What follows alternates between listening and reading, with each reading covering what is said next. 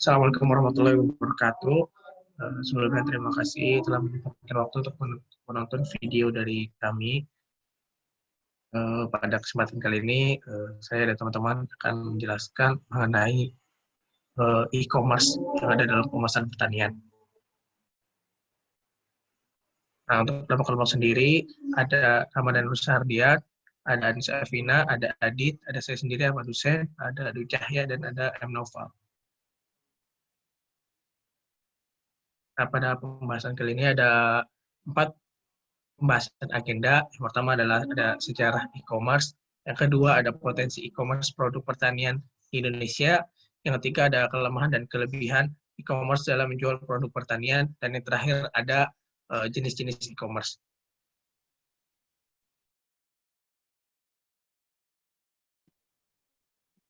Ya, untuk sejarah e-commerce sendiri, dari era 90-an, di era 90-an ini, perkembangan teknologi yang sangat pesat di era 90-an memunculkan aplikasi e-commerce dari berbagai perusahaan, sehingga terjadi komersialisasi internet dan pertumbuhan perusahaan .coms atau internet startup yang semakin menjamur. Pada transaksi komersial, awalnya perdagangan elektronik merupakan aktivitas perdagangan yang hanya memanfaatkan transaksi komersial saja. Misalnya mengirim dokumen komersial seperti pesanan pembelian secara elektronik. Terus pada tahun 1994, ketika web mulai terkenal di masyarakat, pada tahun 1994, banyak jurnalis yang memperkirakan bahwa e-commerce akan menjadi sebuah sektor ekonomi baru. Pada tahun 1996, perkembangan e-commerce di Indonesia sendiri telah ada sejak tahun 1996. Dengan berdirinya di Viacom, Intrabun, atau Dinet sebagai perintis transaksi online. Wahana transaksi berupa mall online disebut di mall ini telah menampung sekitar 33 toko online. Produk yang dijual bermacam-macam, mulai dari makanan, aksesoris, pakaian, produk perkantoran, sampai furniture. Pada 1998 hingga 2000-an, pada era ini banyak bisnis di Amerika Serikat dan Eropa mengembangkan situs web perdagangan ini.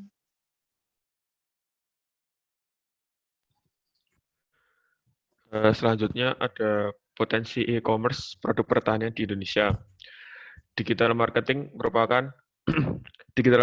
merupakan suatu usaha untuk memasarkan produk dan jasa melalui media digital yang ada di internet untuk menjangkau konsumen.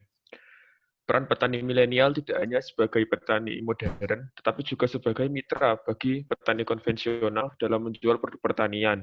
Hal tersebut mengingat kemampuan petani konvensional dalam menggunakan teknologi digital sangat terbatas. Banyak publikasi ilmiah menjelaskan keuntungan pemasaran online. Sebagaimana diketahui bahwa saat ini banyak marketplace bidang pertanian yang didirikan pemerintah dan swasta. Salah satu contohnya adalah penjualan hasil pertanian menggunakan aplikasi TaniHub akan meningkatkan keuntungan petani sekitar 20% daripada dijual langsung kepada tengkulak. Secara ringkas, pemasaran menggunakan media online, maka masyarakat mengetahui produk yang ditawarkan penjual dengan mudah. Calon pembeli dapat melakukan perbandingan dengan produk lain sebelum melakukan transaksi, promosi lebih mudah dan murah, serta jangkauan pasar sangat luas. Namun demikian, pengimplementasian pemasaran online, terutama untuk petani di pedesaan, masih memerlukan waktu cukup lama dan memerlukan ketersediaan sarana prasarana yang memadai. Hal tersebut sesuai dengan hasil penelitian yang menyatakan bahwa implementasi e-commerce di Indonesia masih harus menempuh jalan yang panjang dan berliku. Hambatan dalam pengimplementasiannya dapat berupa teknis dan non-teknis yang membutuhkan kerjasama utuh antara pemerintah, pengembangan dari e-commerce, pebisnis, dan para konsumen pemanfaatnya. E-commerce masih membutuhkan waktu yang lama untuk dikenal dan diterima pada daerah-daerah pedesaan di Indonesia. Selanjutnya ada jenis-jenis e-commerce. Yang pertama ada business to business atau B2B. Website e-commerce B2B melakukan kegiatan transaksi elektronik antara perusahaan satu dengan perusahaan lainnya. Contoh busy.co.id dan ralali.com. Yang kedua ada business to consumer atau B2C. Website e-commerce B2C adalah kebalikan dari B2B. Website jenis ini melakukan kegiatan transaksi online antara produsen atau perusahaan dengan konsumen akhir. Contoh bineka.com dan lazada.co.id. Yang selanjutnya ada consumer to consumer atau C2C. Website e-commerce C2C mengusung model bisnis yang melibatkan transaksi antara konsumen. Kedua pihak tidak bertemu secara langsung, namun hanya lewat platform online pihak ketiga. Contoh tokopedia.com dan bukalapak.com. Selanjutnya ada consumer to business atau C2B. Website e-commerce C2B adalah kebalikan dari C2C. Website jenis ini melibatkan transaksi dari konsumen ke perusahaan. Konsumen akan menawarkan produk atau jasa kepada perusahaan yang membutuhkannya. Contoh Google AdSense dan iStockphoto.com. Selanjutnya ada business to administration atau B2A. Melakukan kegiatan transaksi online yang terjadi antara perusahaan dengan administrasi publik. Jenis e-commerce ini melibatkan layanan pemerintah, contoh pajak.go.id dan BPJS ketenagakerjaan.go.id. Selanjutnya ada consumer to administration atau C2A. Website e-commerce C2A memiliki model bisnis yang sama dengan B2A. Hanya saja, C2A melibatkan transaksi antara konsumen atau individu dengan administrasi publik, contoh BPJS kesehatan.go.id dan pajak.go.id. Untuk yang terakhir ada online to offline atau O2O. Website e-commerce O2O mengusung model bisnis untuk menarik pelanggan online agar mau berbelanja ke toko fisik. Intinya konsep ini ingin menghubungkan antara saluran online dengan toko fisik. Contoh alfacart.com dan mataharimall.com. Yang selanjutnya adalah kelebihan dari e-commerce. Yang pertama adalah mengurangi biaya. Jadi dibandingkan dengan bisnis offline, e-commerce hanya memerlukan biaya operasional yang lebih sedikit, dikarenakan tidak diperlukannya biaya untuk menyewa bangunan dan membayar tenaga kerja. Hal ini tentunya sangat bermanfaat bagi pelaku bisnis karena selisih biaya operasional tersebut dapat dialokasikan untuk pengembangan bisnis. Lalu yang kedua adalah jangkauan yang sangat luas. E-commerce memiliki potensi jangkauan yang sangat luas karena menggunakan layanan internet untuk melakukan transaksi. Orang-orang di seluruh daerah, bahkan di seluruh dunia, dapat mengakses dan membeli produk atau jasa yang ditawarkan. Lalu yang ketiga adalah dapat diakses kapan saja. E-commerce memungkinkan toko dapat diakses kapan saja selama 24 jam dalam 7 hari. Tanpa harus mengeluarkan biaya operasional yang besar untuk membuka toko setiap hari jika dibandingkan dengan membuka toko secara offline. Lalu yang selanjutnya adalah pertukaran informasi yang lebih cepat. Dengan e-commerce, pertukaran informasi antara pelaku bisnis dan konsumen terjadi lebih cepat karena dilakukan secara online.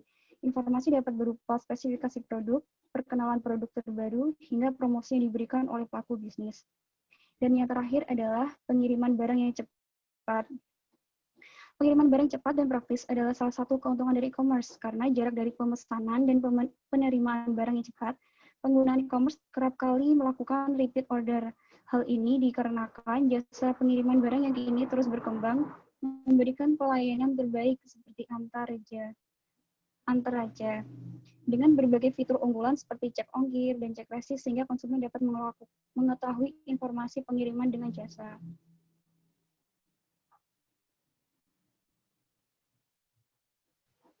Kemudian selanjutnya ada kekurangan dari e-commerce. Yang pertama ada penerimaan teknologi. E-commerce tergolong sebuah teknologi yang baru, di mana tidak semua orang dapat menerima dan menggunakannya dengan cepat. Konsumen baru membutuhkan waktu untuk beradaptasi dengan ekosistem e-commerce yang masih asing dan menurut mereka. Kedua ada trust atau kepercayaan. Dalam setiap bisnis, kepercayaan sangatlah dibutuhkan untuk mendorong konsumen melakukan transaksi. Masalah kepercayaan ini bisa timbul apabila bisnis e-commerce ini adalah sebuah yang baru diluncurkan sehingga belum banyak pengalaman dari pembeli yang melakukan transaksi di e-commerce tersebut.